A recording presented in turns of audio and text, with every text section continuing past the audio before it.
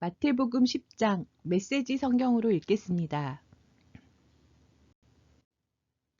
12명의 추수할 일꾼.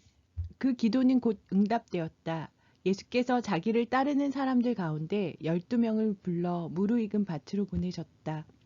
그분은 그들에게 악한 귀신을 쫓아내는 능력과 상한 심령을 자상하게 돌보는 능력을 주셨다. 예수께서 보내신 12명의 이름은 이렇다. 시몬, 사람들은 그를 베드로 곧 바위라고 불렀다. 그의 동생 안드레, 세베대의 아들 야고보, 그의 동생 요한, 빌립, 바돌로메, 도마, 세금 징수원 마태, 알페오의 아들 야고보, 다데오, 가나안 사람 시몬, 가롯 유다, 나중에 그분에게 등을 돌린 자다. 예수께서 12명의 추수할 일꾼을 보내시며 이렇게 당부하셨다. 믿지 않는 자들을 회심시키려고 먼 곳부터 다니지 마라. 공공연한 적과 거창하게 싸우려 들지도 마라. 바로 여기 가까이 있는 잃어버린 사람들, 혼란에 빠진 사람들한테 가거라. 그들에게 하나님 나라가 여기 있다고 말하여라. 병든 사람들에게 건강을 되찾아주고 죽은 사람들을 다시 살려주어라. 버림받은 사람들을 만져주어라. 귀신을 쫓아내어라. 너희가 후한 대접을 받았으니 너희도 후하게 살아라. 시작하기 전에 모금 행사를 벌여야겠다고 생각하지 마라. 너희에게는 많은 준비가 필요 없다. 너희 자신을 준비하여라.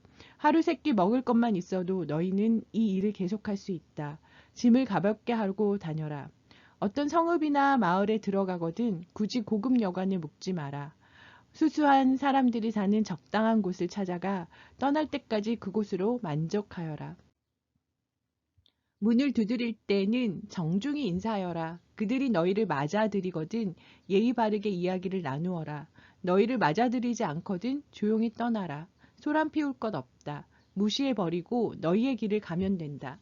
심판날에 그들은 틀림없이 크게 후회하겠지만 그것은 지금 너희가 신경 쓸 일이 아니다. 늘 정신을 바짝 차려라. 내가 너희에게 맡기는 일은 위험한 일이다. 너희는 이리떼 속으로 달려가는 양과 같으니 너희에게 시선이 쏠리지 않게 하라. 뱀처럼 영리하고 비둘기처럼 순수하여라. 세상을 몰라서는 안 된다. 어떤 사람은 너희의 동기를 비난할 것이고 어떤 사람들은 너희의 평판을 더럽힐 것이다. 단지 나를 믿는다는 이유만으로 그렇게 할 것이다. 그들이 너희를 법정으로 끌고 가더라도 당황하지 마라. 그들은 자기도 모르게 너희와 나에게 호의를 베푼 것이다. 너희에게 천국 소식을 전할 무대를 만들어준 것이다. 그때 무엇을 말할지 어떻게 말할지 걱정하지 마라. 꼭 맞는 말을 떠오를 것이다. 너희 아버지의 영이 필요한 말을 주실 것이다. 너희가 전하려는 분이 자기들 기분이나 맞춰주는 어떤 우상이 아니라 살아계신 하나님임을 알게 된다면 사람들은 너희를 대적할 것이다. 심지어 너희 가족들도 그럴 것이다. 큰 사랑을 선포했는데 그처럼 큰 미움을 맛보게 되니 얼마나 어처구니 없는 일이냐. 그러나 포기하지 마라. 굴복하지 마라. 마지막에 가면 그 가치를 알게 될 것이다. 이런 일이 벌어질 때 너희가 구할 것은 성공이 아니라 생존이다. 살아남는 자가 되어라. 더 이상 어쩔 수 없는 상황에 이르기 전에 인자가 올 것이다. 학생이 선생보다 더 나은 책상을 쓸 수 없다. 사원이 사장보다 돈을 더 벌지 못한다. 너희는 내 학생이요 내 추수할 일꾼이니 나와 똑같은 대접을 받거든 만족하여라. 아예 기뻐하여라.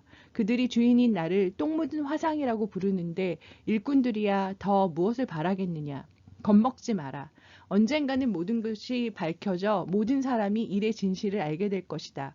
그러니 드러내놓고 진리를 말하기를 주저하지 마라.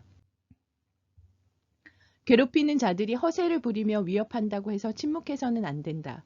그들이 너희 존재의 중심인 너희 영혼에 할 수 있는 일이란 아무것도 없다. 너희는 너희 삶 전체, 몸과 영혼을 그 손에 붙잡고 계시는 하나님만 두려워하면 된다.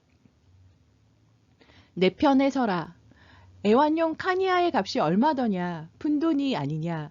그러나 하나님은 그 새에게 일어나는 일을 너희가 신경 쓰는 것보다 더 신경 쓰신다. 그분께서 너희에게 더 정성을 쏟으신다. 세세한 것까지 일일이 돌보시며 심지어 너희의 머리카락까지 다 세신다. 그러니 괴롭히는 자들의 이런저런 말에 겁먹지 마라. 너희는 카나리아 수백 마리보다 더 귀하다. 세상의 여론에 맞서 내 편을 들어라. 그러면 나도 하늘에 계신 내 아버지 앞에서 너희 편을 들 것이다. 너희가 겁이 나서 달아난다면 내가 너희를 감싸줄 것 같으냐. 내가 삶을 편하게 해주려고 왔다고 생각하지 마라. 나는 갈라서게 하려고 왔다. 아들과 아버지, 딸과 어머니, 며느리와 시어머니 사이를 분명하게 갈라서게 하려고 왔다. 가족 간의 편안한 인연을 갈라놓아서 너희로 하여금 하나님을 위해 자유롭게 되게 하려고 왔다. 좋은 뜻을 가진 너희 가족이 최악의 원수가 될 수 있다. 나보다 자기 아버지나 어머니를 더 좋아하는 사람은 내게 합당하지 않다. 나보다 아들이나 딸을 더 좋아하는 사람은 내게 합당하지 않다. 물불을 안 가리고 끝까지 나와 함께 가지 않는 사람은 내게 합당하지 않다. 너희의 1차 관심사가 자기를 챙기는 것이라면 너희는 절대로 자신을 얻지 못할 것이다. 그러나 너희 자신을 잊어버리고 나를 바라보면 너희 자신과 나 둘 모두를 얻을 것이다. 이 추수하는 일에 우리는 긴밀히 얽혀 있다. 누구든지 너희가 하는 일을 받아들이는 사람은 너희를 보낸 나를 받아들이는 것이다. 누구든지 내가 하는 일을 받아들이는 사람은 나를 보내신 내 아버지를 받아들이는 것이다. 하나님의 심부름꾼을 받아들이는 것은 하나님의 심부름꾼이 되는 것이나 마찬가지다. 누군가의 도움을 받아들이는 것은 누군가에게 도움을 베푸는 것이나 다름없다. 내가 너희를 부른 일은 큰 일이지만 주눅들 것 없다. 작게 시작하는 것이 최선의 방법이다. 이를테면 목마른 사람에게 냉수 한 잔을 주어라. 베풀거나 받는 지극히 작은 일로 너희는 참된 제자가 된다. 너희는 단 하나도 잃지 않을 것이다. 아멘. 감사합니다.